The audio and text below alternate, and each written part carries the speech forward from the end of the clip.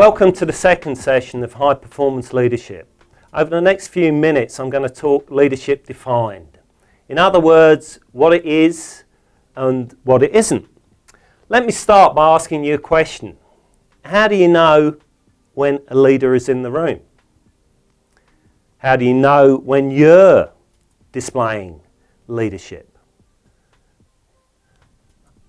The good news is that there's despite the 72 pages of Google articles on leadership that I mentioned earlier, there's a fair amount of consensus on what good leadership is.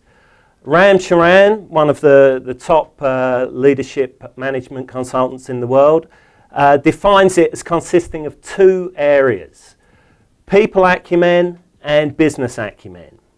Now, strangely enough, business schools focus mostly on the areas of business acumen.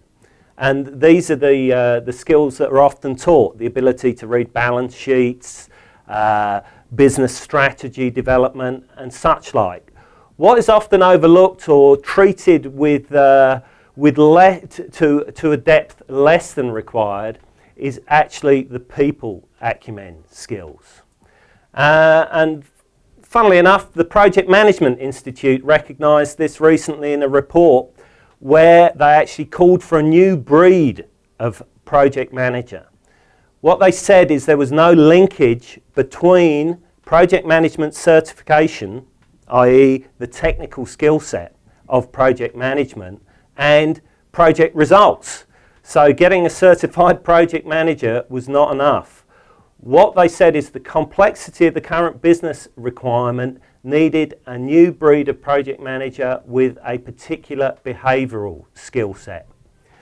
So what are we talking about when we're talking about behaviours? We'll go back to good old Ram, and he essentially says the skills of leadership are about communication at all levels, both one-to-one and one-to-many, the ability to articulate a vision and communicate that, the ability to listen, which goes hand in hand with communication. Essentially, we could sum all these up by saying it's the leader's job to provide a context and a meaning for their people. Yeah. Gallup, in their annual survey, actually talk about followership. Yeah? And the next slide shows 12 things that followers want from their leaders. Now, if we just look at these and summarise them, what you'll see is essentially people want to be valued. Yeah? They want to be noticed. They want feedback. They want reinforcement. Yeah?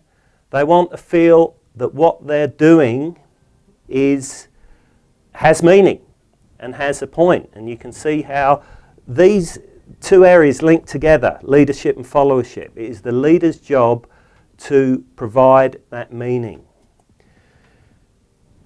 What we could say about leadership is what it's not. And if I see another charismatic leader, again, it drives me up the wall.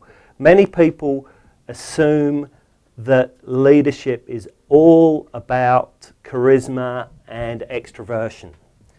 My experience is actually that many of the best leaders exercise a quiet leadership that actually makes people feel, provides people with meaning and makes them feel valued. So, food for thought, I trust. What we'll be focusing on in the next sessions are the two key skills which will make a difference to your leadership ability from the moment you start using them. See you then.